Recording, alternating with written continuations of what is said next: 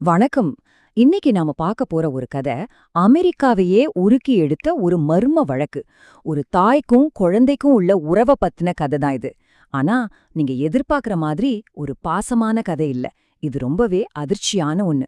வாங்க உள்ள போலாம். 31 ஜஸ்ட் ஒரு நம்பர் தானே நினைக்கிறீங்களா?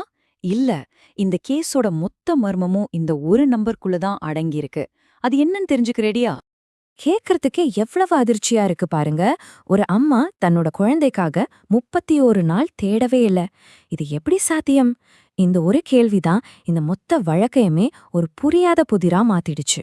ஓகே, வாங்க இந்த கேஸ்ல இன்னும் கொஞ்சம் டீப்பா இறங்குவோம். இந்த மர்மத்தோட ஆரம்பமே அந்த 31 நாட்கள்ல தான் இருக்கு. அங்க என்னதான் நடந்துச்சு? சிம்பிளா சொல்லணும்னா இதுதான் கேஸ். 2008ல அமெரிக்காவுல ஃப்ளாரிடால கேலி ஆண்டனின்ற 2 வயசு குழந்தை திடீர்னு காணாம போயிடுறா. போலீஸோட முதல் சந்தேகமே யாரா இருக்கும்னு நினைக்கிறீங்க? அவளோட சொந்த அம்மா கேசி ஆண்டனி மேலதான். நீங்களே கொஞ்சம் யோசிச்சு பாருங்களேன். ஒரு குழந்தை காணாம போனா எந்த அம்மாவாவது என்ன பண்ணுவாங்க? பதறுவாங்க, அழுவாங்க, உடனே போலீஸ்க்கு போவாங்க இல்லையா? அதுதானே இயல்பு. ஆனா இங்க என்ன நடந்துச்சு தெரியுமா? 31 நாள், முழுசா 31 நாள், கம்ப்ளீட் சைலன்ஸ். போலீஸ் கம்ப்ளைண்ட் இல்ல, மக்கள் கிட்ட உதவி கேட்கல, எதுவுமே இல்ல. நம்ப முடியுதா உங்களால? சரி, குழந்தை தான் காணாம போயிட்டா. அந்த 31 நாளும் அம்மா கேசி என்ன பண்ணிட்டு இருந்தாங்க? அவங்களோட நடத்தை தான் போலீஸுக்கு முதல் பெரிய சந்தேகத்தையே உண்டாக்குச்சு. இங்கதான் அசல் விஷயமே இருக்கு. ஒரு பக்கம் பாருங்க, குழந்தை காணாம போனா ஒரு அம்மா என்ன செய்யணும்னு நம்ம எதிர்பார்க்கறோம். இன்னொரு பக்கம் கேசி உண்மையில என்ன பண்ணாங்கன்னு பாருங்க. பார்ட்டி, ஃப்ரெண்ட்ஸோட ஜாலி, ஒரு நார்மல் லைஃப், துளி கூட பதட்டமே இல்லாம இருந்திருக்காங்க. இந்த ரெண்டுக்கும் நடுவுல எவ்ளோ பெரிய வித்தியாசம் பாருங்க.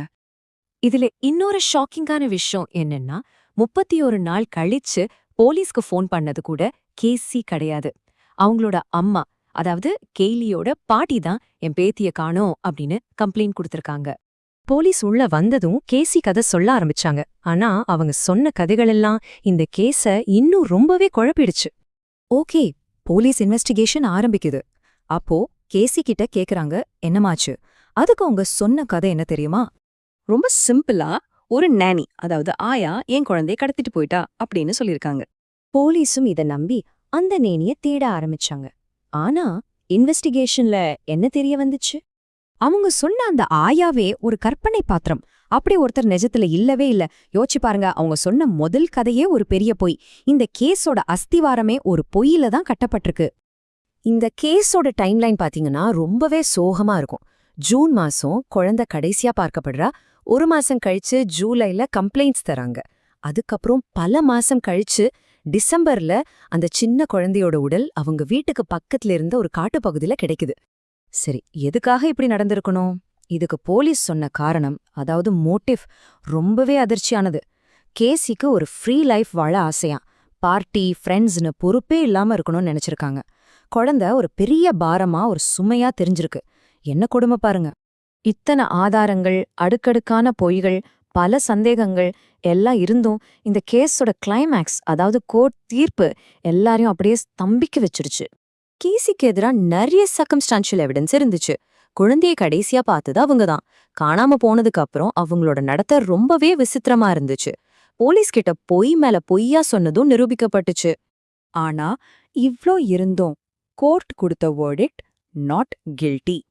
ஆமாங்க, நீங்க கேட்டது சரிதான். கேசி ஆண்டனி குற்றவாளி இல்லைன்னு விடுதலை செய்யப்பட்டாங்க. எப்படி இப்படி ஒரு தீர்ப்பு? ஏன் அவங்கள விடுதலை பண்ணாங்க? சட்டப்படி ஒரு கொலையை நிரூபிக்க நேரடியான, உறுதியான தடவியல் ஆதாரம் வேணும்.